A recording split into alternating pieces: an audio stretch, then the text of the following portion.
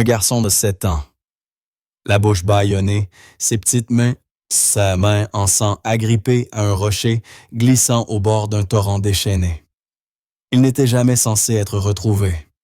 Mais il n'était pas seul. Ses bras étaient solidement attachés, liés par une corde épaisse à sa petite sœur de 6 mois. Au-dessus d'eux, leur belle-mère levait le pied, le visage figé dans une rage froide, prête à les pousser vers la mort. Elle ne vit jamais le maître chien de la gendarmerie surgir d'entre les arbres. Elle n'entendit jamais le chien qui avait brisé tous les protocoles pour suivre un son qu'aucun humain n'aurait pu percevoir. Ce que cet officier et son chien firent ensuite vous fera pleurer et croire rester aux anges Kranas que Dieu envoie pour protéger les innocents. Avant de commencer, dites-moi d'où vous nous regardez. Écrivez votre pays dans les commentaires ci-dessous. Et si vous croyez qu'aucune âme humaine ou animale ne devrait jamais être laissée derrière, cliquez sur s'abonner, car cette histoire, celle-ci, pourrait bien restaurer votre foi en les miracles. La chaleur dans cette petite ville, au pied des Vosges, n'était pas seulement de la chaleur. C'était un poids. Elle s'abattait sur les montagnes, étouffait les oiseaux et déposait une brume lourde et collante sur les verts profonds de la forêt domaniale. C'était le genre de matin où l'air lui-même semblait paresseux, s'accrochant à la peau sentant la résine humide et l'ozone d'un orage qui n'arrivait pas. Pour l'adjudant Callen, la moiteur n'était qu'une couche de pression supplémentaire, indissociable du gilet pare-balles sous son uniforme ou du silence à l'intérieur de son véhicule cynophile. La patrouille était, selon toutes les définitions, ennuyeuse. C'était le but. Il longeait les routes départementales où les pelouses baignes, bien entretenues des quartiers résidentiels, se dissolvaient dans la sauvagerie, indomptée de la forêt. Son itinéraire était une boucle simple, monotone, à en devenir hypnotique, vérifier les barrières d'accès pour éviter les dépôts sauvages, contrôler les plaques des voitures garées à l'entrée des sentiers et surtout rouler. L'adjudant Callen était un homme façonné par le silence, la trentaine bien avancée élancé nerveux comme usé par le temps et l'épreuve jusqu'à ne conserver que l'essentiel. Son uniforme était impeccable, les plis nets, le métal poli, mais il le portait moins comme une armure que comme un linceul lourd. Son visage était anguleux, sculpté par une mâchoire qui semblait toujours crispée.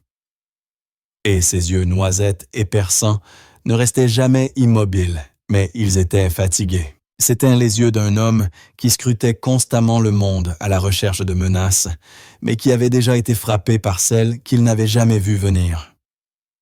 Dans la cage aménagée à l'arrière se trouvait Odin, son nouveau partenaire. Odin était un berger allemand de 3 ans, un spécimen parfait de la race. Son pelage couleur sable profonde offrait une selle noire brillante sur un sous-poil fauve qui luisait comme des braises. 90 livres de muscles enroulés et d'intelligence disciplinée, une créature d'un potentiel immense. Mais pour Callen, il représentait un risque. Odin était intelligent vif et désespéré de créer un lien que Callen refusait obstinément de lui donner. Il pouvait rester parfaitement immobile pendant des heures, les yeux fixés sur l'arrière de la tête de Callen, attendant un mot gentil, une caresse derrière les oreilles, n'importe quoi d'autre qu'un ordre sec d'un seul mot. Il ne recevait jamais rien. Callen gara le véhicule dans le petit parking couvert de gravier du café routier. Le refuge du randonneur. Un établissement modeste servant de point de passage officieux aux forestiers et aux gendarmes du secteur. Il coupa le moteur, mais ne descendit pas. Le silence qui envahit l'habitacle était épais seulement brisé par la respiration haletante et calme d'Odin. Callen garda les mains sur le volant, fixant l'enseigne délavée du café. La porte moustiquaire grinça et Sarah apparut s'essuyant les mains sur un tablier marqué de taches de café et de graisse. Sarah, la propriétaire des lieux, une femme d'une quarantaine avancée dont la chaleur naturelle avait été érodée par les longues heures et les petits revenus. Fine, presque fragile, avec des yeux bleus pâles, pleins de bonté, et des cheveux blonds sable tirés si serrés qu'ils semblaient tendre la peau de son visage. Elle connaissait qu'Allen depuis des années, avait servi à lui et à son ancien partenaire des dizaines de tasses de café. Elle s'approcha de la fenêtre passager en tenant un gobelet en carton fumant. Callen baissa la vitre. L'odeur du bacon grillé traversa l'air. « Bonjour, Callen. Je me doutais que tu ne rentrerais pas, » dit Sarah d'une voix douce. Ce n'était pas un reproche, juste un constat. Noir de sucre, comme Rex l'aimait. Le nom frappa Callen comme un coup. Il tressaillit à peine un mouvement minuscule de sa mâchoire. Depuis, il buvait son café noir. Mais Sarah ne se souvenait jamais de ce détail.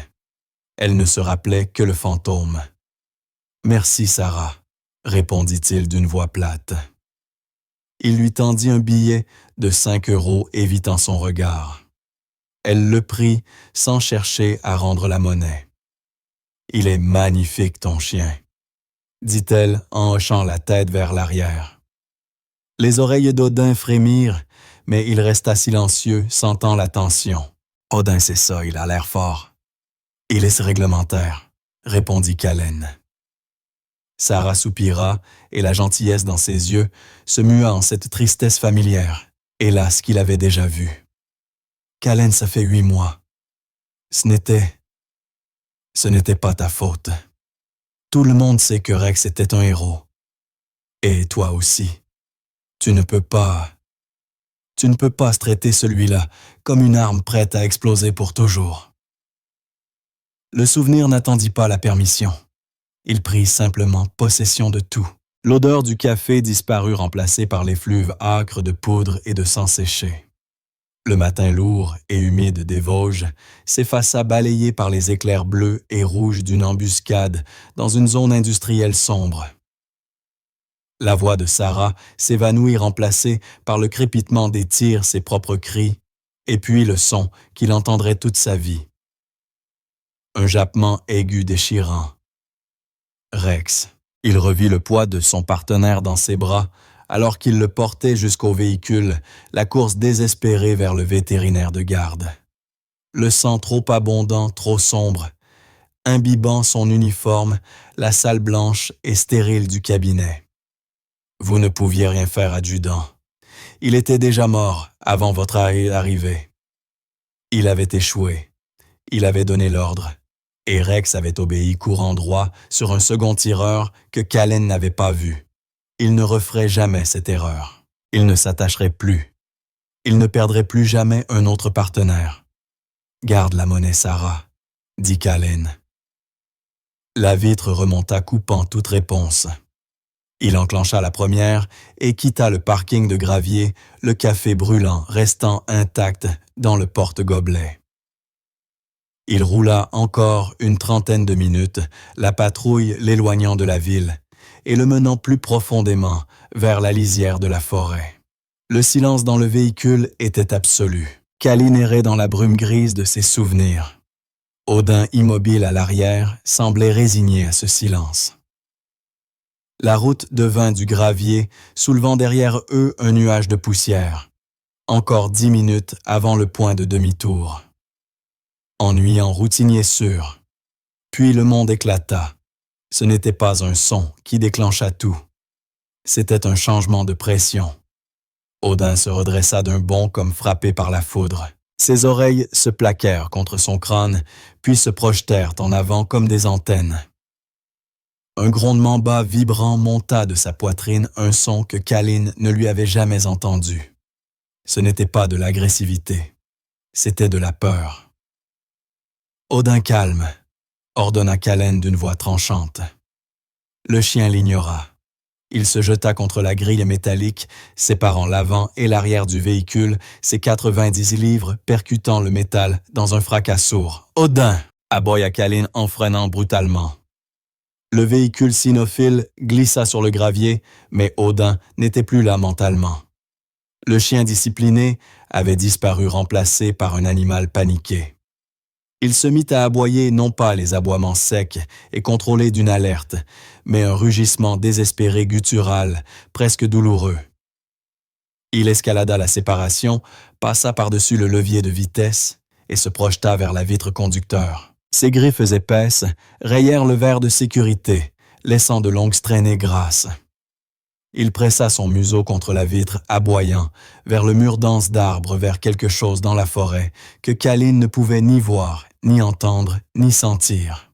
« Qu'est-ce que c'est? »« Au pied !» cria Calline, en repoussant le chien. Mais Odin ne s'arrêtait pas. Il semblait s'étrangler dans ses propres aboiements, les yeux grands ouverts, cerclés de blanc fixés sur un point profond dans les bois loin de la route de patrouille. Il était terrifié, et il tentait de prévenir son maître. Câlin fixait son partenaire. L'ennui du matin avait disparu dissous par la panique animale primale qui émanait du chien. Ce n'était pas un chevreuil, pas un sanglier. C'était autre chose. C'était mauvais. « À terre ordinalte », lança-t-il la voix tendue par l'adrénaline. Il saisit le harnais tactique du chien, utilisant tout son poids pour tirer les 90 livres de muscles hors de la console et le refouler dans la cage arrière. Odin ne se débattit pas, mais dès que Câlin le lâcha, il bondit vers l'autre côté du véhicule, celui du passager, et reprit ses aboiements frénétiques, jetant son corps contre la vitre renforcée. Câlin s'arrêta la main sur la radio. Le chien n'était pas seulement paniqué, il indiquait une direction. Il pointait. Câlin suivit de son regard affolé scrutant le mur touffu de fougères de sapins et de sous-bois. Là, à une vingtaine de mètres presque avalés par la végétation, s'ouvrait la bouche sombre d'un vieux chemin d'accès. Il n'apparaissait sur aucune carte récente, un ancien sentier d'exploitation forestière abandonné depuis des décennies. Une pancarte métallique rouillée à moitié enfouie reposait de travers dans les herbes, accès interdit. Zone condamnée. Non, murmura Calline, autant pour lui-même que pour le chien. On ne quitte pas la route. C'est du ressort de l'Office national des forêts. Nous, on garde le périmètre. Il remit le véhicule en marche, prêt à poursuivre la boucle. Dès que les roues avancèrent, les aboiements d'Odin changèrent. Ils passèrent de la panique à un hurlement aigu douloureux, déchirant, le son qu'un chien pousse quand on le bat. Un son de pure agonie. Câlin écrasa une nouvelle fois la pédale de frein. « Odin, qu'est-ce que tu sens ?» lança-t-il, claquant un ordre en allemand qu'il n'utilisait presque jamais. Le chien ignora totalement le commandement. Il se mit à mordre les barreaux métalliques de la cage, ses dents claquant contre l'acier, ses yeux fixés sur Câlin, dans le rétroviseur suppliant. Ce n'était plus un avertissement, c'était un appel au secours. La formation de Câlin hurlait en lui. Protocole, contrôle. Un maître chien ne brise jamais le protocole. Un chien affolé n'est pas fiable. Il devait appeler le centre opérationnel, signaler une possible intrusion illégale et attendre du renfort. Mais au moment où sa main se posa sur la radio, le souvenir de Rex le submergea de nouveau.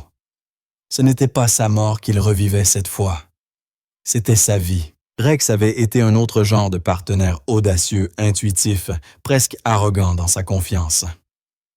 Rex aurait déjà parcouru la moitié de ce sentier, tirant Câlin derrière lui.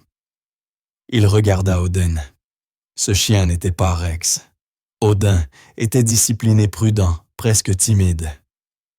Pour qu'un chien comme lui agisse ainsi, quelque chose l'enfermait dans la panique. S'il suivait le chien, et que ce n'était rien, un chevreuil blessé, un piège à braconnier, il risquait un blâme, peut-être même une suspension, pour avoir quitté sa zone d'intervention. On se moquerait de lui à la brigade. Le nouveau chien de Câlin, affolé par un écureuil. Mais s'il ignorait Odin, s'il repartait, et que ce hurlement de détresse était réel. Les mots de Sarah lui revinrent. « Tu ne peux pas traiter celui-là comme une arme chargée pour toujours. » Il regarda Odin qui gémissait maintenant, un son aigu désespéré, tout son corps tremblant, la salive coulant de ses babines. Il n'était pas un outil. Il était un partenaire, et il suppliait. « Que Dieu m'aide, Rex », murmura Câlin. Il enclencha la radio, choisissant le compromis. Centre opérationnel brigade Cynophile 42. J'ai une situation sur la route forestière D81. Mon partenaire indique fortement quelque chose hors sentier. La radio grésilla presque immédiatement. C'était la voix de l'adjudant-chef Matthews. Matthews était un homme qui ne vivait qu'à l'heure. Il avait monté les échelons, non pas en étant un bon gendarme, mais en étant un administrateur parfait. Petit trapu, une moustache rêche et l'air perpétuel d'avoir une digestion difficile. Sa voix n'était qu'efficacité nasale.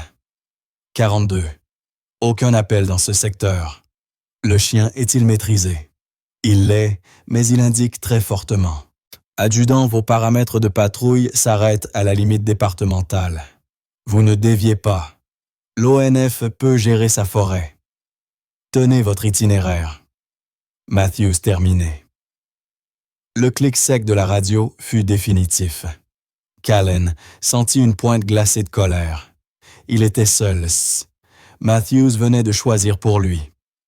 Callen fixa la radio, puis le chien suppliant dans le miroir, puis le sentier sombre. « Au diable l'itinéraire !» grogna-t-il. Il enclencha la marche arrière, le véhicule gémissant, puis orienta la barre de poussée renforcée vers le mur végétal. Il activa les 4 roues motrices. Le véhicule cynophile déchira les fougères et les ronces branches, raclant violemment la carrosserie. Le chemin était pire qu'il ne l'imaginait, un couloir rocailleux, étroit, raviné par les tempêtes. Il avançait lentement, le véhicule cahotant ses yeux, scrutant la densité inquiétante de la forêt. Odin était silencieux, maintenant n'hôte apaisé, mais concentré. Il se tenait à l'arrière, le museau, collé à la grille entr'ouverte, pour capter l'air, tout son corps tendu comme un arc. Ils parcoururent peut-être 1 kilomètre, le bruit du moteur résonnant étrangement dans l'air lourd. Callen sentit la peur se loger dans son ventre. C'était une erreur. C'était un chevreuil.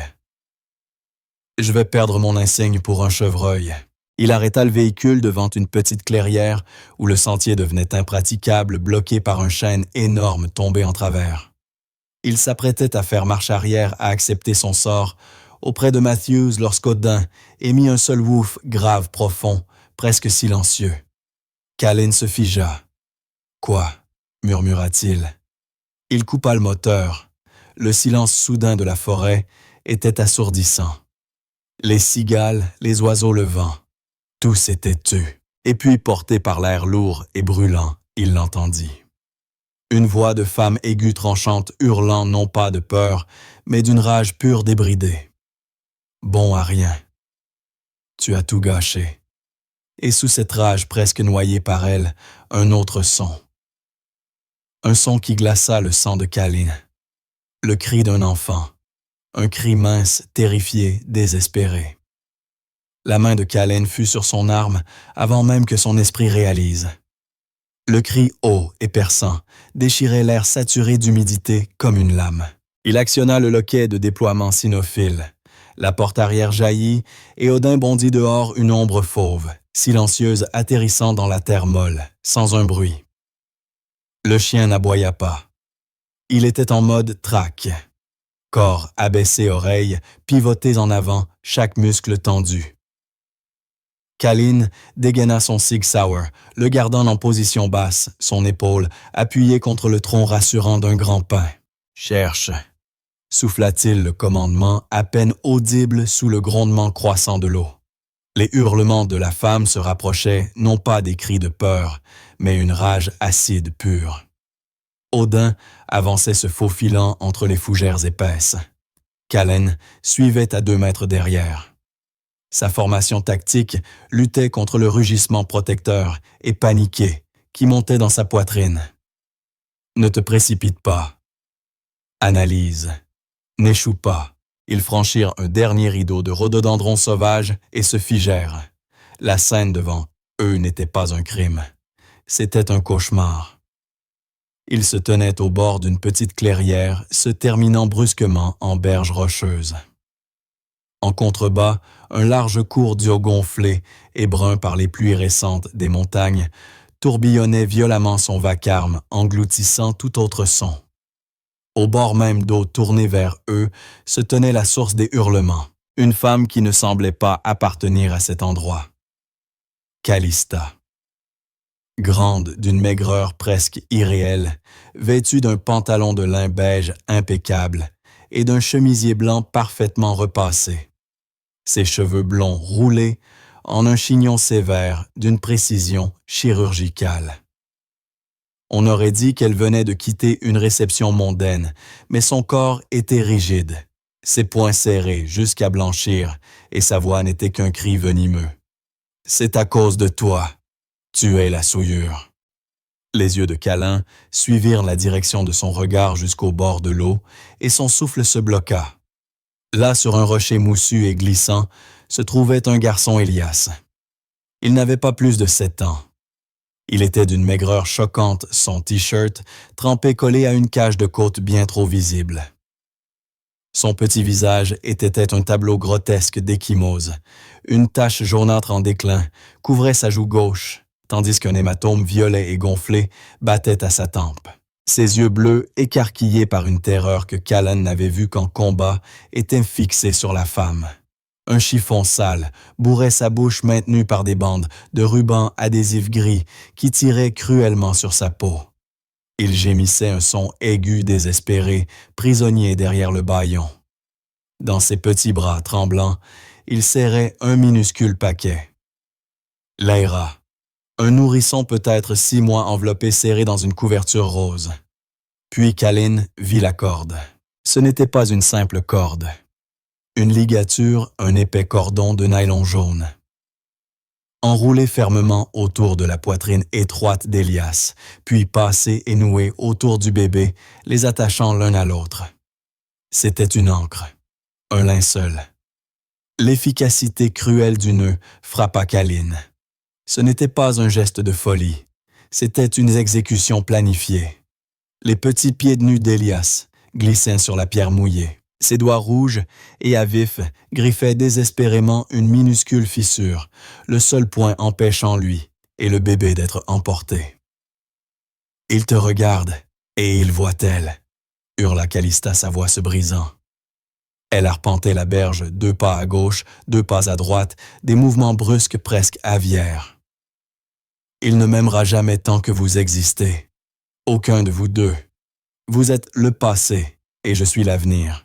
Je répare tout. » Elia tressaillait à chaque mot, son corps tremblant si violemment qu'il faillit lâcher prise. Il pleurait des larmes silencieuses, traçant des sillons à travers la saleté sur son visage. Odin, à côté de Calin, émit un grondement bas presque subsonique, le poil de son échine hérissé. Soudain, Calista s'arrêta. Un calme étrange de terrifiant envahit ses traits élégants, lissant la rage en un masque de sérénité déterminée. Elle baissa les yeux vers les enfants, la tête légèrement inclinée comme si elle contemplait un tableau. « C'est mieux ainsi », murmura-t-elle plus pour elle-même que pour eux. « Une page blanche pour nous tous. » Elle avança d'un pas mesuré. Lentement, elle leva son pied, sa botte de cuir coûteuse, et posa la semelle en plein centre du dos maigre d'Elias. Elle commença à appuyer. Le corps du garçon s'arqua, ses doigts blanchirent alors qu'il s'agrippait à la roche. Ses gémissements étouffés devinrent un gargouillis de terreur. Le monde de Calin se rétrécit. Pas de ligne de tir. Il bloque la vue. Pas le temps. Il n'avait qu'une seule option. Il jaillit, hors des fougères sa voix, un rugissement qui traversa la clairière. « Gendarmerie, arrêtez-vous. Écartez-vous du garçon. » Calista se figea. Elle tourna brutalement la tête, ses yeux s'écarquillant d'une surprise réelle. Pas de la peur, mais un étonnement glacé. Elle vit l'uniforme, l'arme, le chien grondant. Une lueur d'irritation profondément inhumaine traversa son visage, l'expression de quelqu'un interrompu au milieu d'une tâche importante. Elle soutint le regard de Calin une seconde glaciale. Puis, avec un rictus de mépris, elle donna un coup, brutal, décisif, le dernier. Les doigts désespérés d'Elias se détachèrent du rocher. Le poids combiné de son petit corps et du bébé les entraîna vers l'arrière. Ils disparurent dans un éclaboussement lourd et maladroit. Le courant les happa instantanément. « Odin va ramène-le » hurla Callen l'ordre absolu. Mais le berger allemand, dans un éclair d'intelligence terrifiante, ignora la femme. Il avait compris la véritable menace. Odin, lui, ne se trompait jamais.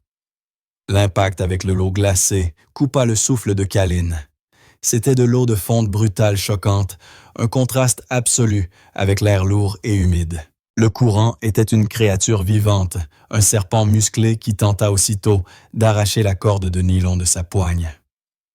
Il rugit, un son de pure négation animale, plantant ses bottes dans le lit, glissant du ruisseau. Il sentit un deuxième choc violent sur la ligne. Odin. Le chien avait bondi devant lui, ignorant totalement. Calista, ses mâchoires puissantes, serrées au milieu de la corde, ses pattes brassant l'eau brune. Ensemble, l'homme et le chien devinrent une ancre. Callen tira ses épaules, hurlant, traînant le poids détrempé des deux enfants à contre-courant. Elias et Lyra émergèrent dans un jaillissement d'eau, toussant le cri aigu du bébé, traversant le grondement du torrent. Callen les hissa sur la berge boueuse, sa poitrine soulevée par l'effort. Il ne s'arrêta pas. Son entraînement reprit le dessus, écrasant l'adrénaline. Il laissa Odin monter la garde auprès des enfants tremblants et se retourna vers la femme. Calista n'avait pas bougé. Elle se tenait sur la berge haute, son chemisier blanc élégamment repassé, désormais éclaboussé de boue. Ses bras croisés, son expression n'était ni la peur ni la fuite, mais l'agacement, comme s'il venait d'interrompre une corvée ennuyeuse. « Toi », dit-elle d'une voix dégoulinante de mépris. Callen rengaina son arme, un risque, mais il avait besoin de ses mains. En deux foulées, il gravit la berge. À terre, main dans le dos. « Maintenant !» Calista ricana. « Vous savez qui je suis. Vous venez de ruiner une solution parfaitement propre. » Il ne discuta pas. Il saisit son bras gauche, appliqua une clé articulaire standard et la plaqua face contre terre dans la boue. Elle poussa un cri aigu, un cri d'indignation plus que de douleur, alors qu'il lui passait les menottes. « Vous tachez mes vêtements. » Il la remit debout, son maintien ferme comme du fer. « Vous avez le droit de garder le silence. » grogna-t-il, récitant mécaniquement les avertissements légaux d'une voix serrée et furieuse. Il l'attacha à un tronc d'arbre. Peu orthodoxe, mais il ne pouvait pas abandonner les enfants. Sa radio était détrempée, mais elle était de grade militaire. Il appuya sur le micro. « Centre OP, Brigade Cynophile 42. Je suis hors sentier, environ 800 mètres à l'est de la D81. J'ai été ça une suspecte en garde à vue. 2 victimes mineures. Tentative d'homicide. J'ai besoin du SAMU des pompiers et d'un renfort ASE. Envoi d'unité immédiatement. » Il n'attendit pas la réponse. Il courut vers les enfants, sortant ses ciseaux. Traumatologie de son gilet. Lyra, le nourrisson, hurlait son petit visage, devenu violet de froid et de terreur. Elias ne disait rien. Il tremblait, un frisson violent à faire claquer les os. Ses yeux étaient grands, ouverts vides, fixant le néant.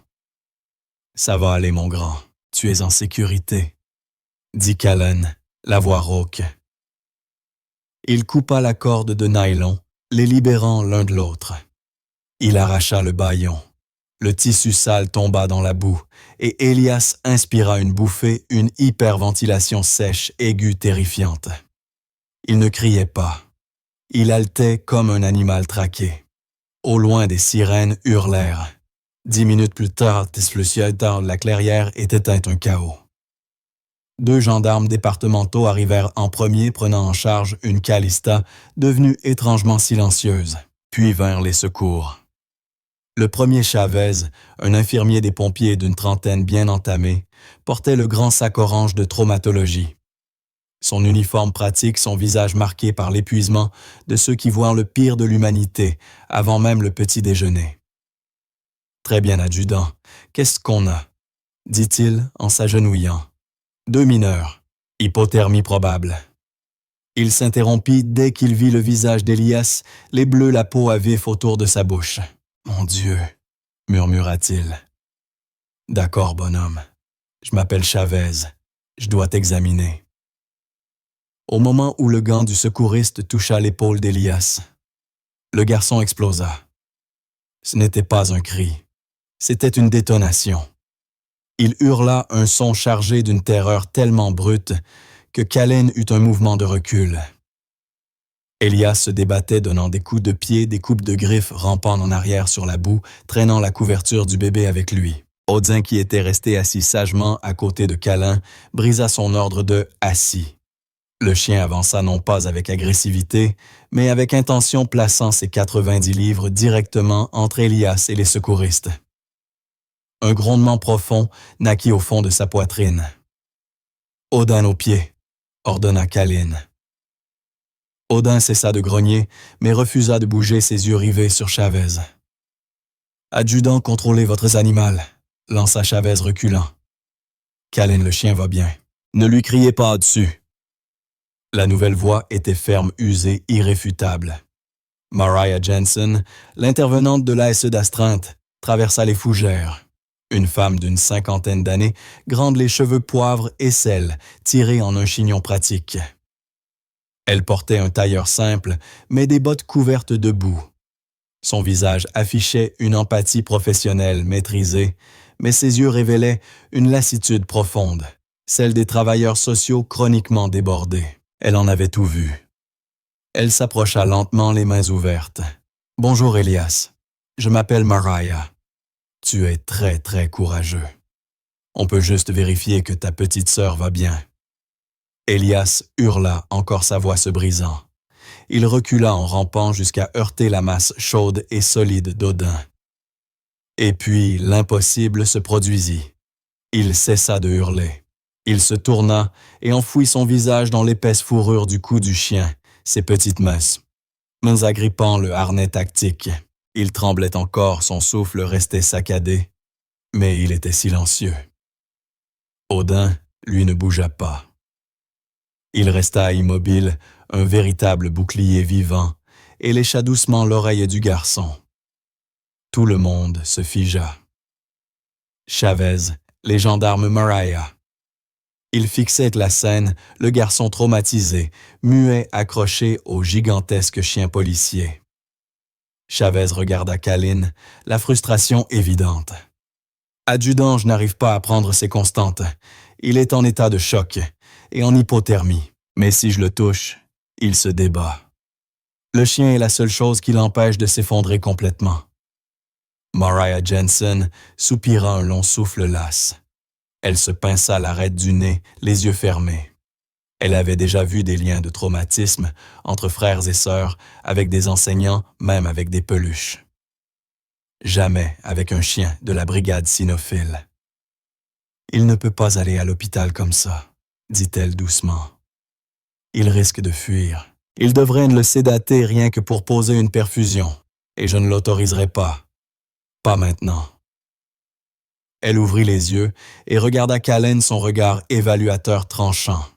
« Le nourrisson, » dit-elle, en désignant Lyra que Callen tenait maintenant enroulée dans sa propre veste. « Elle part avec les secours. Tout de suite. Elle a besoin d'un examen pédiatrique urgent. » Elle se tourna vers Elias, désormais une petite masse tremblante collée au chien. « Le garçon reste avec le chien. C'est le seul élément stable qu'il ait. Il s'y est attaché. »« Qu'est-ce que vous êtes en train de dire ?» demanda Callen. « Je dis, » répondit Mariah d'une voix ferme, « que vous venez de devenir la seule personne au monde capable de le transporter. Vous et votre partenaire. J'autorise un transfert d'urgence. Conduisez-le lui et le chien jusqu'au centre d'accueil de l'ASE à Grenoble. Ne vous arrêtez pas. Ne les séparez pas. Je vous y rejoindrai. On trouvera la suite sur place. » Callen la fixa. Son univers régi par le protocole venait d'exploser. Ce n'était pas dans le manuel. Ce n'était pas la procédure. Il était gendarme. Il était censé remettre les victimes au service de l'incompétent. Mais il regarda la petite main d'Elias agrippée à la fourrure d'Odin, et sut qu'elle avait raison. Il n'était plus seulement l'agent ayant procédé à l'interpellation. Il était le gardien. Il hocha la tête, la gorge serrée. « Très bien, on y va. » Il posa doucement une main sur le dos d'Elias. Le garçon tressaillit, mais ne cria pas. Calin regarda son chien. Odin au pied. Il conduisit la procession la plus étrange de sa carrière, un garçon silencieux et traumatisé. Un chien policier aux aguets et un gendarme brisé retournant vers son véhicule. La mission venait de changer. Le trajet vers le centre d'accueil de l'ASE fut une éternité de 20 minutes enveloppée dans un nouveau silence. Elias n'avait pas émis un seul son depuis sa crise près du ruisseau. Il ne pleurait même plus. Il semblait avoir franchi un seuil entré dans un état de choc muet et figé. Callan avait insisté pour conduire lui-même son véhicule cynophile suivant la voiture de fonction de Mariah Jensen. À l'arrière, Elias était installé sur le siège civil, son corps maigre et meurtri emmitouflé dans 3 couvertures de survie, les yeux grands ouverts fixés sur la grille de séparation. De l'autre côté, dans la zone réservée aux chiens Odin, ne s'était pas allongé comme d'habitude. Il restait assis collé au barreau, aussi près du garçon qu'il pouvait physiquement l'être. Il formait un tableau étrange, brisé, relié par un traumatisme que Callan comprenait à peine. Quand ils arrivèrent devant le bâtiment stérile éclairé par des néons froids, Elias refusa de bouger. Callan dut détacher sa ceinture et le soulever. L'enfant était léger, horriblement léger, ses membres pendant presque sans force. Mais aussitôt, ses petites mains s'agrippèrent réflexes à l'arrière du gilet de Callan. Une ombre froide et tremblante. Callan le porta à l'intérieur. Odin, collé à sa jambe, suivait à quelques centimètres. Mariah Jensen les attendait dans la salle d'admission, le visage sombre. « Je vais le mettre dans la salle calme. Lyra est stable à l'hôpital. Pas d'eau dans les poumons. » Un miracle. Ils installèrent Elias sur un petit lit. Le garçon se roula aussitôt en boule d'eau au reste du monde. Odin, sans recevoir le moindre ordre, se glissa sous le lit et s'allongea. Un gardien de 40 kilos, sa queue frappant le sol en linoléum, d'un seul coup un son doux rassurant. « Il est plus en sécurité en dormant », murmura Mariah en observant le garçon. Effondrement traumatique. C'est la seule manière pour le cerveau de se protéger. Callan se tenait dans le couloir, son uniforme encore humide, l'odeur de ruisseau et de boue collée à lui. Il buvait le pire café de sa vie, sorti d'un distributeur, quand son téléphone vibra. L'écran affichait Sergeant Matthews. « Matthews », répondit Callan, la voix plate. La voix nasale du sergent était sèche furieuse. « Vous êtes retiré de l'affaire. » Avec effet immédiat. Le sang de Callan se glaça. « Quoi, sergent, je suis l'officier qui l'a interpellé. Je suis le témoin principal. » Plus maintenant, coupa Matthews sèchement. « Vous savez qui vous avez arrêté, Callista Thorne. » « Oui, de Thorne Industries. » Son père a la moitié du conseil municipal dans sa poche. Elle est sortie. Contrôle judiciaire accordé il y a 20 minutes. Son avocate était déjà au commissariat avant même que votre rapport soit enregistré. Callan sentit le gobelet fragile se froisser dans sa main. Le café brûlant se renversa sur ses doigts. Il ne sentit rien. Elle est sortie. Elle a essayé de tuer 2 enfants. Son avocat invoque une bouffée délirante aiguë, un épisode psychotique complet. Il la présente comme la victime. Et il dépose des requêtes.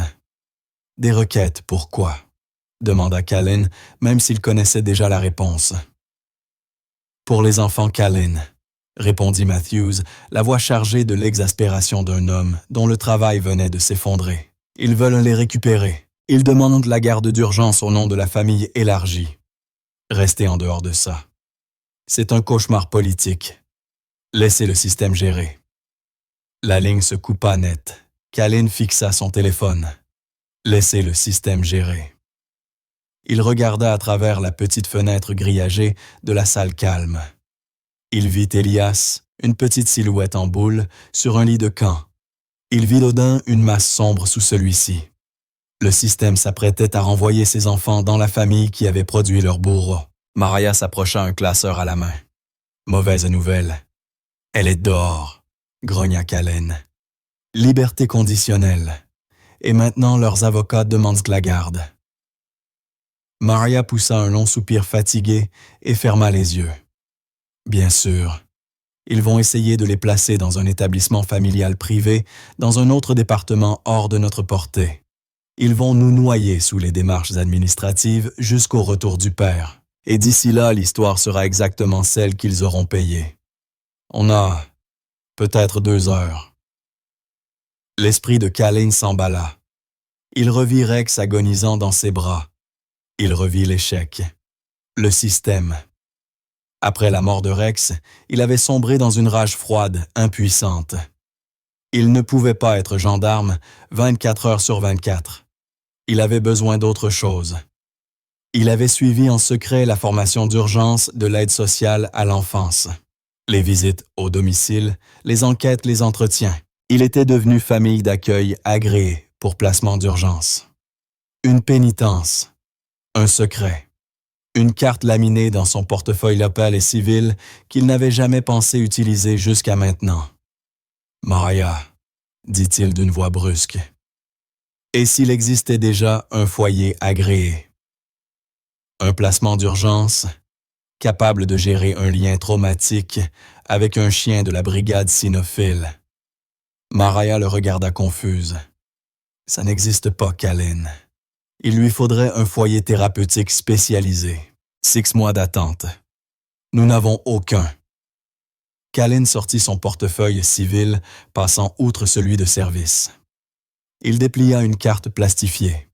« Moi, je le suis. Placement d'urgence niveau 1. Agréé depuis 1 an. » La mâchoire de Mariah s'ouvrit. « Vous. Je vais me battre pour eux. Pas en tant que gendarme, en tant que citoyen. » Le tribunal pour enfants du département de l'Isère était un champ de bataille où Callen n'avait jamais été formé. 1 heure plus tard, il se tenait dans une petite salle d'audience sans fenêtre. La juge Alita Vance présidait. Une femme d'une 50aine d'années, son visage une carte de décision difficile et de nuit trop courte. Sa robe noire avait l'allure d'une armure. Ses yeux intelligents ne manquaient rien. « Madame Jensen, » dit-elle d'une voix grave et râpeuse. « Ceci est extrêmement irrégulier. Vous m'avez fait sortir d'une audience de placement pour ça. » Avant que Mariah ne puisse répondre, la porte s'ouvrit. Julian Slade entra. Il était l'antithèse de Callen. Un costume gris anthracite, parfaitement taillé, probablement plus cher que le salaire mensuel de Callen. Quarantaine avancée, cheveux argentés, un sourire assuré. Et cette immobilité prédatrice d'un requin. L'avocat personnel de la famille Thorne. « Madame la juge, » dit Slade d'une voix lisse cultivée. « Pardonnez cette urgence. Je représente la famille Thorne. Ma cliente mademoiselle Callista Thorne reçoit actuellement des soins psychiatriques intensifs après ce qui était manifestement un épisode psychotique aigu. Elle a été remise en liberté sous contrôle judiciaire. »« Maître Slade, » dit la juge Vance, les yeux se plissant. « Une formalité. La famille est dévastée, bien sûr. » Elle demande la garde d'urgence des 2 enfants Elias et Lyra afin de leur offrir stabilité et accès à un établissement thérapeutique privé. Mariah Jensen s'avança. Madame la juge la SE s'y oppose fermement. Ces enfants sont victimes d'une tentative d'homicide violente et préméditée. Et la victime principale, Elias, 7 ans, a développé un lien traumatique aigu et non verbal. Un sourire mince dédaigneux étira les lèvres de Slade. Un lien traumatique. Comme c'est théâtral, avec qui une peluche. Callen fit un pas en avant. Il portait encore son uniforme couvert de boue, l'odeur du ruisseau accrochée à lui. Il gardait sa main sur son insigne. « Avec moi, madame la juge, et avec mon chien de la brigade cynophile. » Le sourire de Slade vacilla. Il détailla Callan, de la tête aux pieds, avec un mépris ouvert. C'est absurde. L'officier qui l'a arrêté. Madame la juge, c'est une violation éthique flagrante, un conflit d'intérêts évident. Il a contaminé toute cette procédure, tonna Slade. La juge Vance leva une main. Oui. Adjudant Callan, est-ce exact?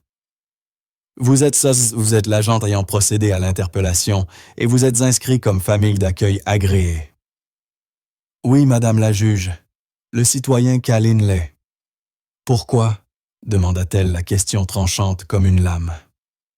Le regard de Callan ne vacilla pas. Sa voix était basse. Parce que j'ai vu le système échouer, madame la juge. J'ai obtenu mon agrément il y a 1 an, après avoir perdu mon précédent partenaire. Je pensais pouvoir être une solution temporaire pour les enfants qui passent entre les mailles du filet, ce que personne n'est vraiment équipé pour accueillir. Il utilise ses enfants, tonna Slade. C'est une action de vigilantisme. Silence. Le marteau de la juge claqua contre le bois. L'audience tomba muette. Elle fusilla Slade du regard. Je ne suis pas ici pour juger l'affaire pénale de votre cliente maître. Cela relève d'une autre juridiction.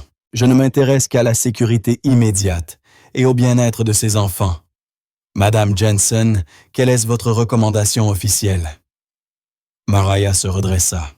Madame la juge plaçait Elias dans un foyer standard ou pire chez la famille de son agresseuse causerait des dommages psychologiques catastrophiques et irréversibles. Il est actuellement non-verbal et ne reste stable qu'en présence de l'adjudant Callan et du chien Odin.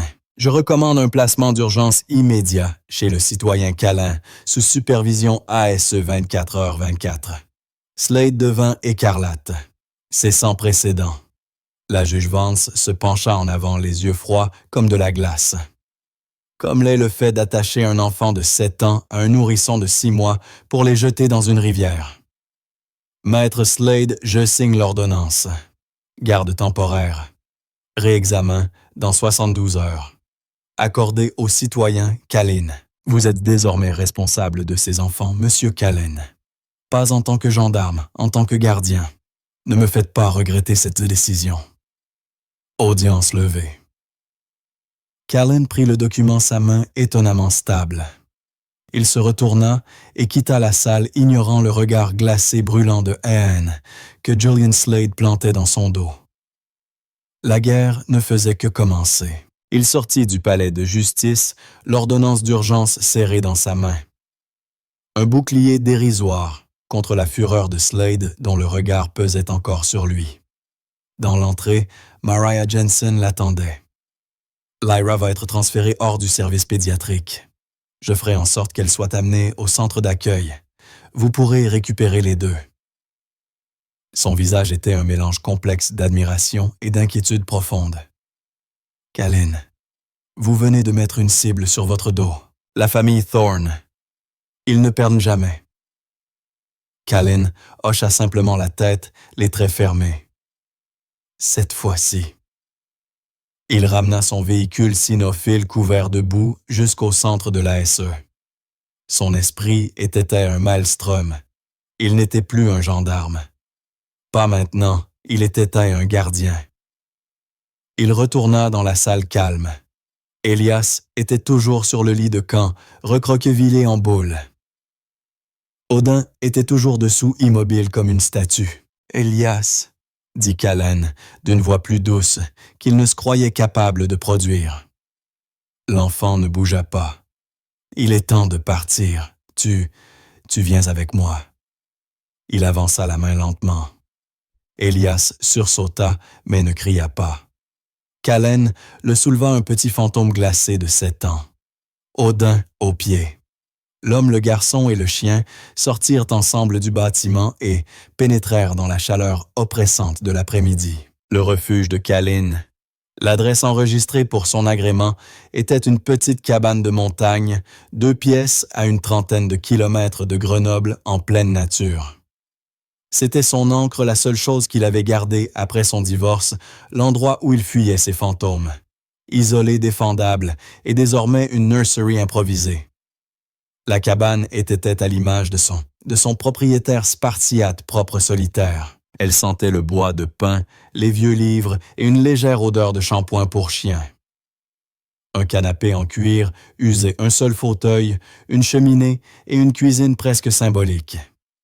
Il posa Elias sur le canapé. Le garçon fila aussitôt dans le coin, le plus éloigné ramenant ses genoux contre sa poitrine. Odin monta d'un bond à côté de lui, ignorant totalement la règle « pas sur le canapé », et posa sa tête sur les genoux du garçon. Les petites mains d'Elias meurtries et rougies s'enfouirent dans la fourrure épaisse du chien. 1 heure plus tard, Mariah Jensen arriva dans sa voiture personnelle, portant Lyra dans un nouveau siège bébé. Elle tendit le nourrisson à Kaline avec un regard partagé entre la pitié et la terreur. « Elle a mangé. Elle est propre. Voici un sac avec 2 biberons de lait et quelques couches. C'est tout ce que j'ai pu obtenir en urgence. Un travailleur social passera demain à 9 heures pour inspecter les lieux. » Kaline regarda le minuscule bébé de 6 mois dans ses bras. Lyra le regardait en retour, ses yeux d'un bleu profond saisissant les mêmes yeux que son frère. Elle était si petite que sa tête tenait dans la paume de sa main.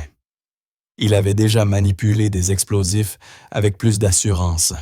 « Très bien, » parvint-il à dire.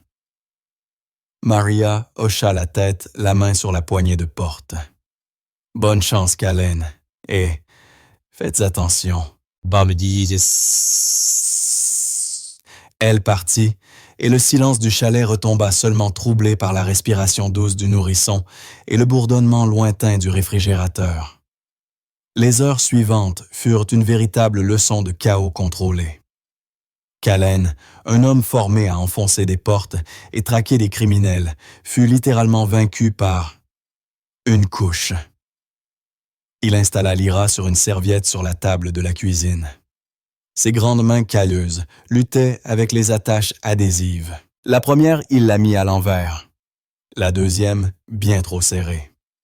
Le visage de Lyra se déforma et elle poussa un hurlement perçant.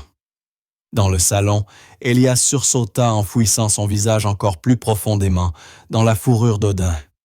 « Chut, d'accord, pardon, » murmura Kaline, la voix rauque. Il finit par attacher la couche correctement et la souleva maladroitement, tentant de la faire roter. La panique monta dans sa poitrine. Il ne savait pas faire ça. Il était gendarme. Il poursuivait des monstres.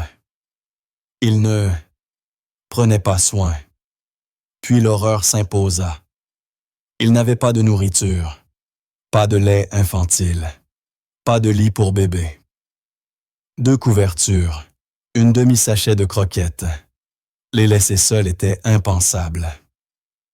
Il installa Lyra dans son siège auto sur le canapé, plaça Elias dans le fauteuil Odin, posté comme un garde du corps à ses pieds. « Surveille-les », ordonna-t-il au chien. « Pas bouger. » Il alla dans sa chambre, prit son SIG Pro 2022, de service le glissa dans son dos. Il verrouilla les verrous du chalet et courut vers son pick-up personnel. Le trajet de 20 minutes jusqu'au plus proche hypermarché fut le plus stressant de sa vie. Il dévala les rayons, attrapant tout au hasard une boîte de couches, des boîtes de lait infantile, des biberons, une couverture bleue toute douce, un ours en peluche. Il hésita, puis prit une boîte de nuggets de poulet en forme de dinosaure. Il paya en liquide, scrutant le parking, sentant presque la présence fantôme du regard de Julian Slade. Quand il revint, le chalet était exactement comme il l'avait laissé, silencieux. Elias n'avait pas bougé. Lyra commençait à s'agiter, son visage se froissant, prélude à un nouveau cri. Il prépara le biberon, mélangeant le lait, passant la bouteille sous l'eau chaude jusqu'à ce qu'elle soit tiède. Il s'assit sur le canapé et le lui tendit. Elle attrapa le biberon, sa petite bouche travaillant avec concentration.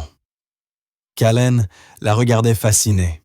Il observait sa minuscule main, ses ongles parfaits. Une vague de protection farouche l'envahit si puissante qu'elle le fit chanceler. C'était le même instinct qu'il avait éprouvé pour Rex, mais différent, plus vif, plus tranchant. Il réussit à endormir Lyra dans un tiroir de commode garni de serviettes. Il passa les nuggets au micro-ondes et posa l'assiette devant Elias. Le garçon regarda la nourriture, puis Callen, ses yeux écarquillés de suspicion. « C'est de la nourriture. »« Mange, » dit Callen, sa voix trop dure.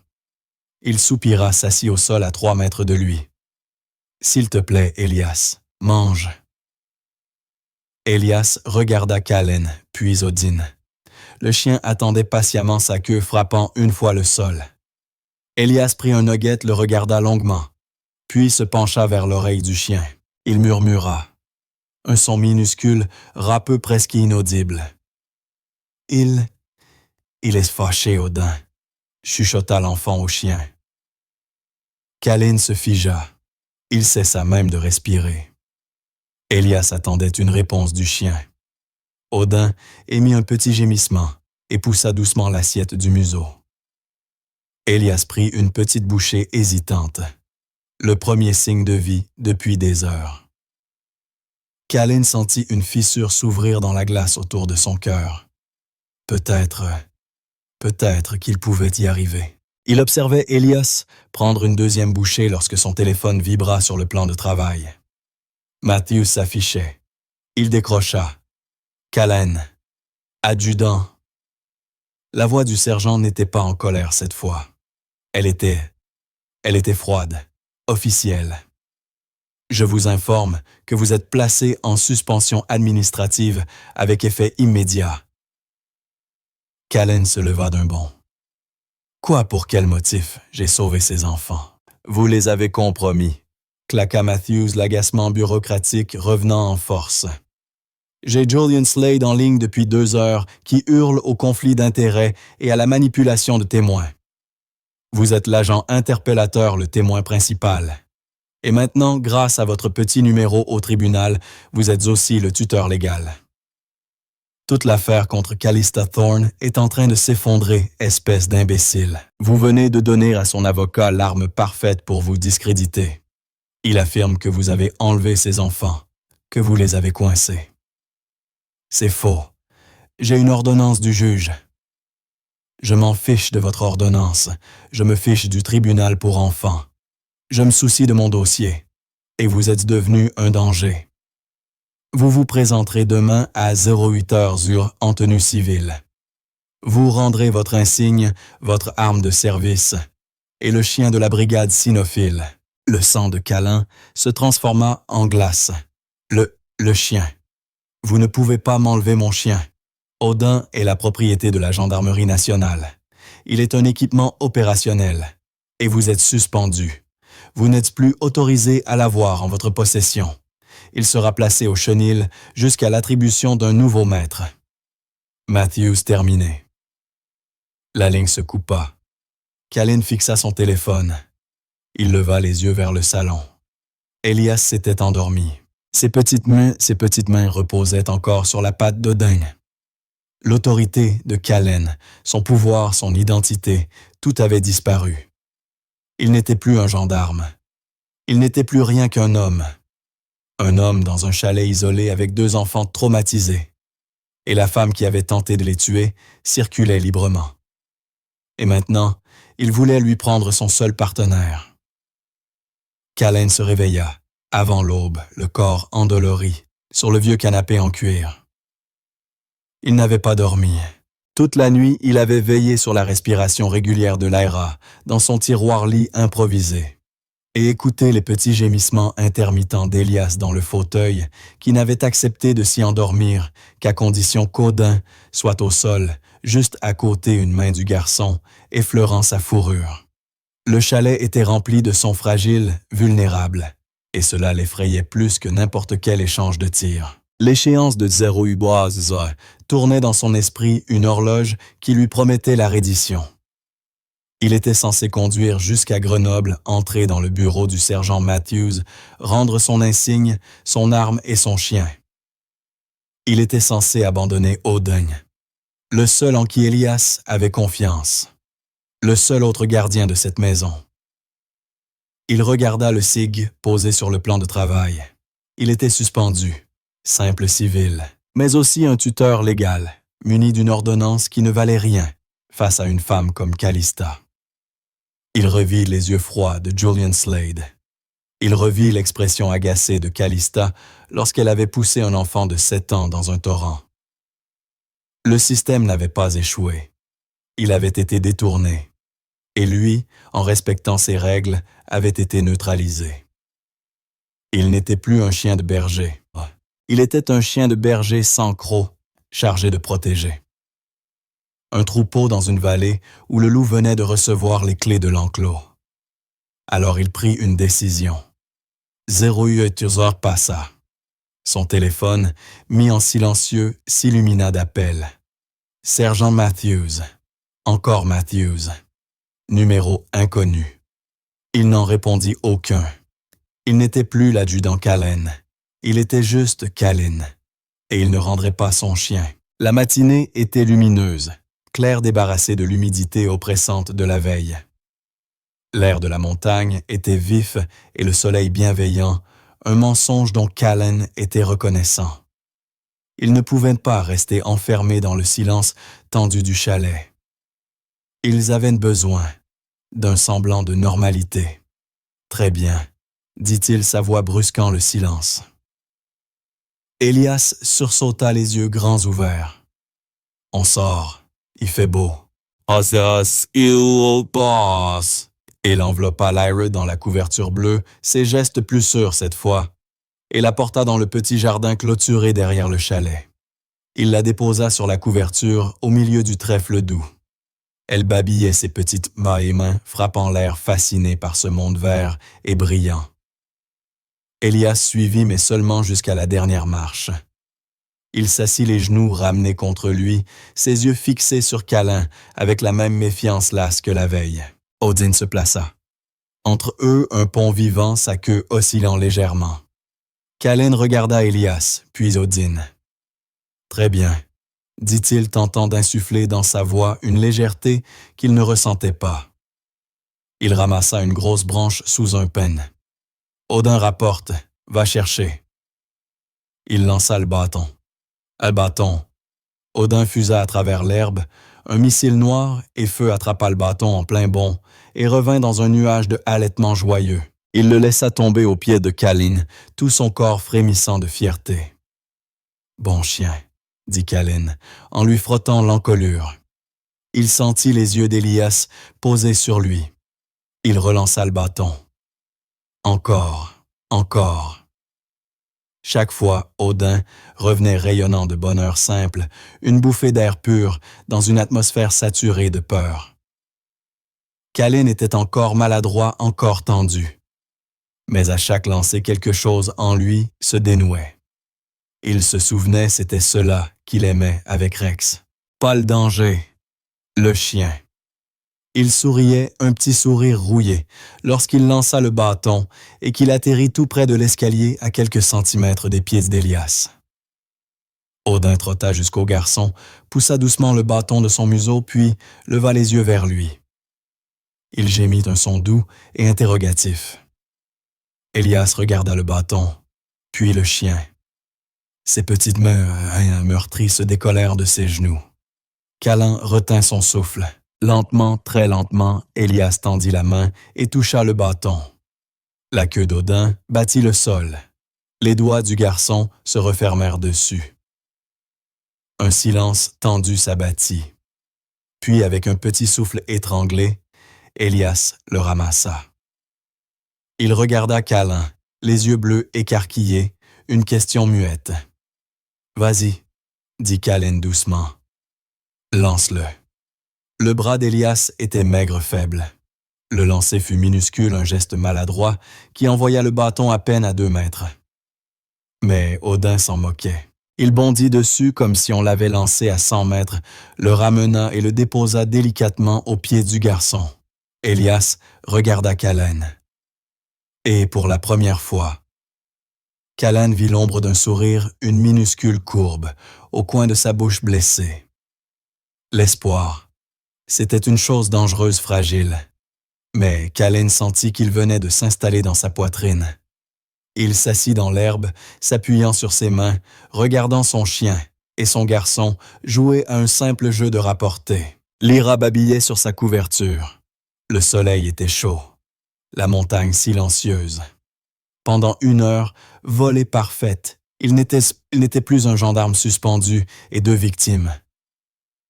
Ils étaient juste un homme, un garçon, un bébé, et leur chien. Ils étaient une famille. Le soleil commença à décliner et l'air de la montagne devint froid d'un seul coup. Les gazouillis de Lyra se transformèrent en pleurs inquiets. « D'accord, on rentre », dit Callen, le charme rompu. Il se leva, ses articulations craquant, et prit doucement le bébé, le serrant contre sa poitrine. « Elias, on y va. » Elias, assis dans l'herbe, la main dans la fourrure d'Odin, se leva. Il ne prit pas la main de Callen, mais il s'agrippa à la boucle du harnais tactique du chien. L'homme, le bébé, le garçon et le chien avancèrent vers le chalet. Callen le vit en premier, la porte arrière. Il l'avait verrouillée. Il en était sûr. Maintenant, elle était entr'ouverte. Une longue fissure éclatée courait du côté de la poignée. Le sang de Callen se glaça. « Elias », dit-il, la voix tombant dans un ton bas plat commandant. « Arrête, reste avec Odin, ne bouge pas. » Il plaça Lyra dans les bras d'Elias.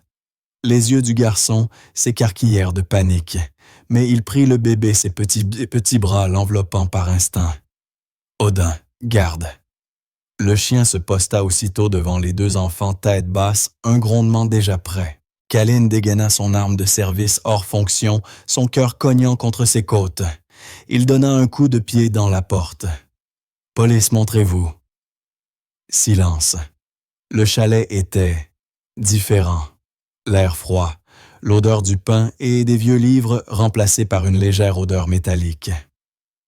Elle avait été ici. Il fouilla la cuisine. RS. La salle de bain. RS. Puis il entra dans le salon. C'était un carnage.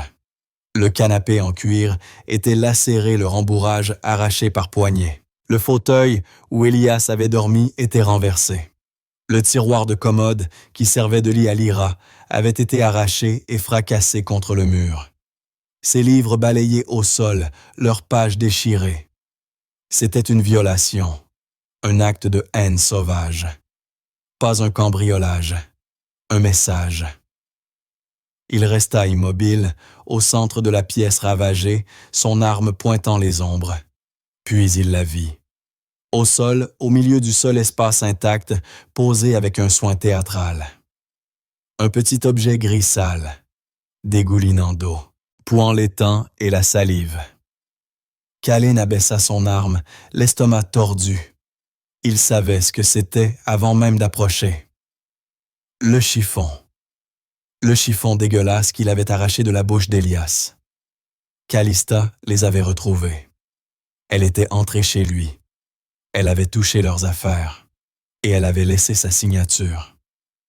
Une promesse. L'ordonnance du tribunal ne les avait pas protégés. Le système ne les avait pas protégés. Son insigne ne les avait pas protégés.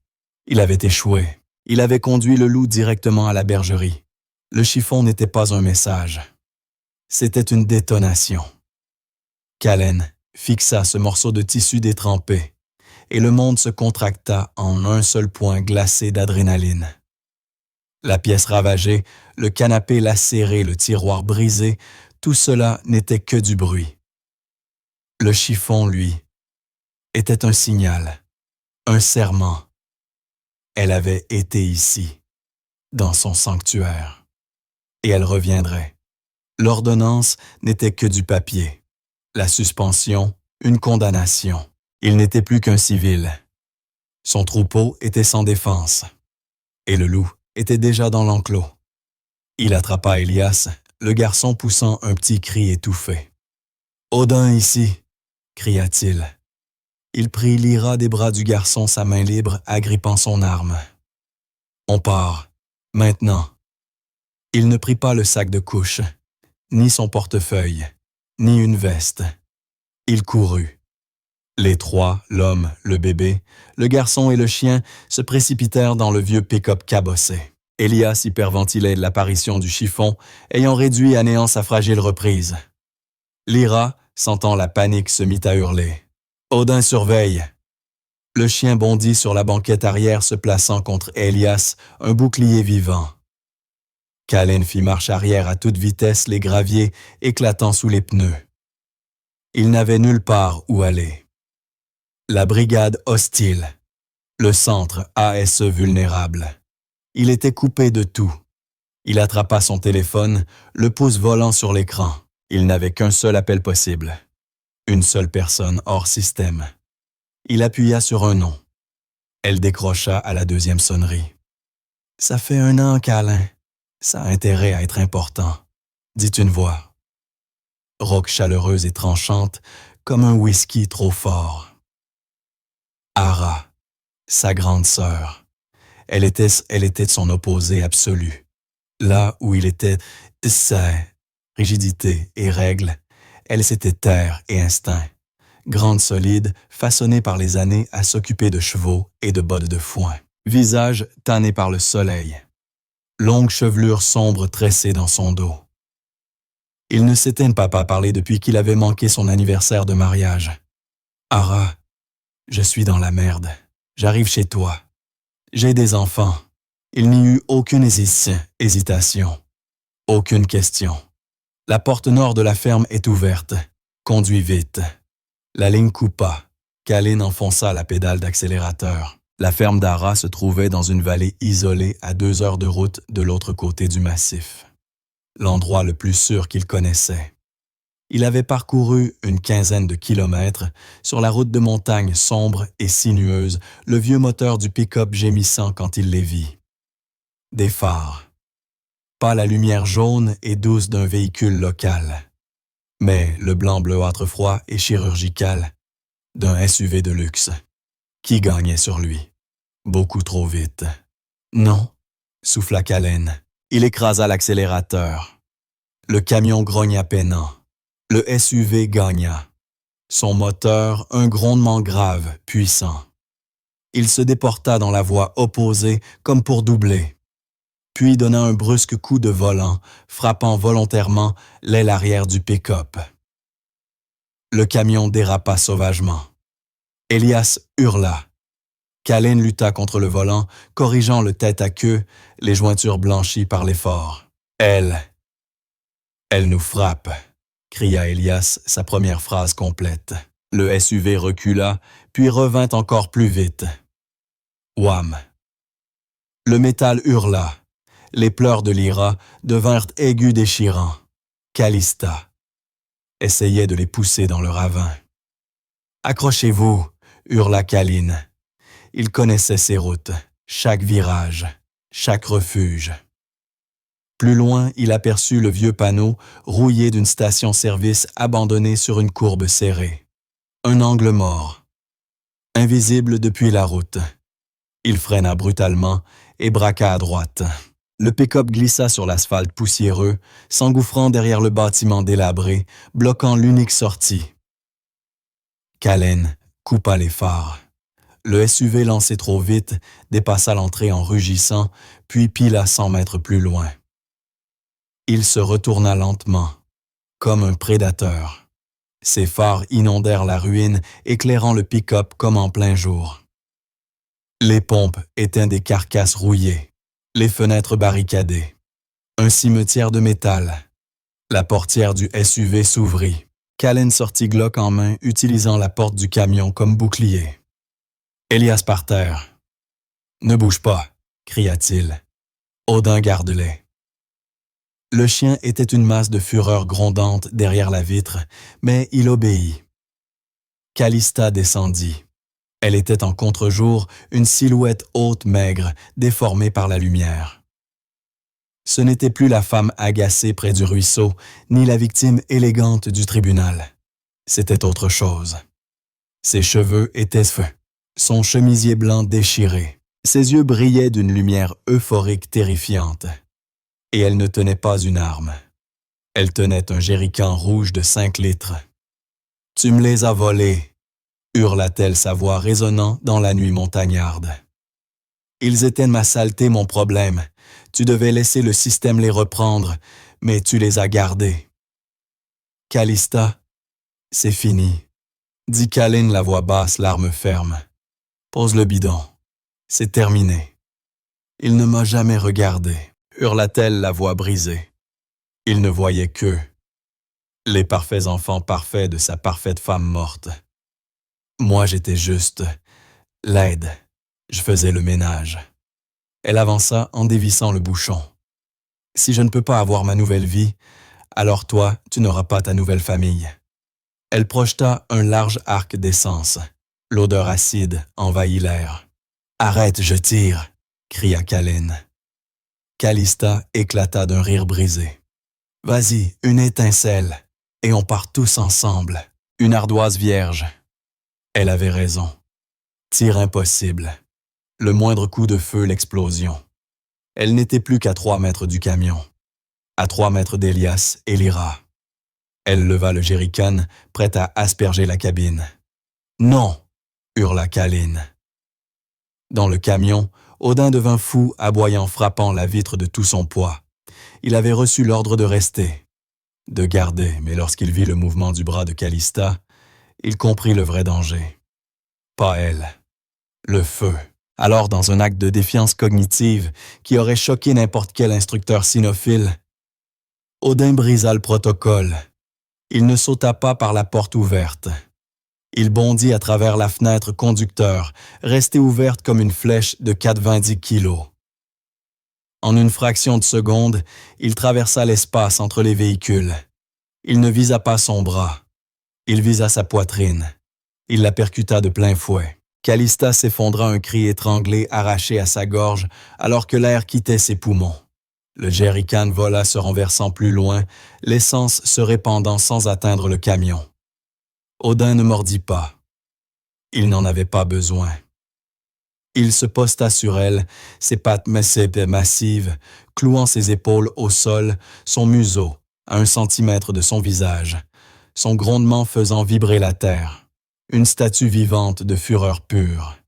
Kalin, stupéfait, accourut son arme fixée sur la femme neutralisée. Et à cet instant précis, 2 sirènes hurlèrent dans la nuit. Une patrouille locale et une voiture de la gendarmerie départementale répondant à un appel paniqué, incohérent, provenant d'Ara Santos. Ils virent la scène. Kalin, son arme abaissée. Calista, plaqué au sol par un K9 massif. Le jerrycan renversé, 2 enfants terrorisés dans le camion. L'épreuve était écrasante. Le combat judiciaire fut bref. Calista Thorne poursuivi pour 2 tentatives d'homicide. Enlèvement aggravé, mise en danger, délibéré par le feu, et violence sur un officier même suspendu, fut reconnu coupable sans aucune ambiguïté. Sa défense, fondée sur une bouffée délirante, s'évapora devant l'attaque froide, calculée et méthodique menée au chalet, puis lors de l'assaut final au jerrycan. Kalin fut totalement blanchi. Le sergent Matthews, dans un rare moment d'humilité, lui proposa même de récupérer son insigne. Kalin regarda le badge puis Elias, qui lui tenait à la main. Il refusa. Il démissionna le lendemain. Il vendit le chalet et tout ce qu'il contenait. Avec l'accord du tribunal et le consentement tardif coupable du père biologique, il finalisa l'adoption d'Elias et de Lyra. 6 mois plus tard, l'air était doux. Non pas la lourde chaleur humide d'Asheville, mais la tiédeur propre sèche, parfumée de foin d'une vallée alpine isolée. Kalin en jeans et t-shirt, plus de tenue, plus d'uniforme, regardait Elias désormais avec des couleurs aux joues de la lumière dans les yeux, lancer un bâton. Le garçon riait. Un vrai rire entier libéré. Lyra, désormais âgée de plus d'1 an, trottinait dans les hautes herbes, courant maladroitement après un papillon. Ara, la sœur de Kalin, était-elle appuyée contre la barrière du pré des chevaux, observant la scène. « Tu as bonne mine, petit frère, » dit-elle. « Tu as l'air léger. » Kalin hocha la tête. Il se sentait léger. Odin, désormais officiellement retraité, était couché sur le perron de la ferme, la tête posée sur ses pattes, surveillant tranquillement sa famille. Son rôle de gardien était enfin accompli. Kalin s'agenouilla tandis qu'Elias lui courait dessus et lui passait les bras autour du cou. Encore papa lance encore. Kalin le serra contre lui, enfouissant son visage dans les cheveux du garçon. Il n'était plus un officier, il n'était plus une arme. Il était enfin un père. Cette histoire nous rappelle que les miracles n'apparaissent pas toujours sous forme d'éclairs ou de mer qui s'ouvrent. Parfois, un miracle prend la forme d'un aboiement obstiné, désespéré d'un chien fidèle. Kalin était un homme bon, mais perdu dans l'ombre de son chagrin. Il suivait les règles, conduisait les mêmes routes monotones. Son cœur s'était fermé au monde. Mais la Providence avait un autre plan. Elle l'a placé sur cette route solitaire à cette seconde précise. Et elle a utilisé Odin comme messager. Ce jour-là, Odin n'était pas seulement un chien. Il était un instrument de volonté, une sentinelle refusant de rester silencieuse, refusant de laisser Kalin rebrousser chemin. Il l'a forcé à regarder le sentier interdit, à écouter ce que son cœur refusait d'entendre. Dans nos vies aussi, il existe ces moments. Cette petite poussée silencieuse dans la poitrine. Cette intuition qui nous dit d'appeler quelqu'un, de frapper à la porte d'un voisin ou de faire un détour. C'est la façon qu'a la Providence d'aboyer, de nous offrir une chance d'être le miracle de quelqu'un d'autre. Kalin pensait n'être qu'un gendarme suspendu. La Providence y voyait déjà un père. Elias et Lyra pensaient être abandonnés. On leur envoyait un gardien. Odin avait été entraîné pour combattre, mais ce jour-là, il fut un sauveur. Ils étaient 3 morceaux brisés, perdus dans la montagne. Mais la sagesse invisible qui veille sur les égarés les a assemblés pour en faire une famille. Si cette histoire a touché votre cœur, partagez-la avec quelqu'un que vous aimez. Abonnez-vous pour plus d'histoires qui rappellent que même dans l'obscurité, il existe toujours une lumière. Que la paix et la protection accompagnent chacun de vous. Qu'un gardien vous soit envoyé au moment où vous en aurez besoin. Et si vous croyez encore que les anges existent même lorsqu'ils ont 4 pattes et une queue, écrivez Amen dans les commentaires. Nous lisons chacun d'eux. Que Dieu vous bénisse.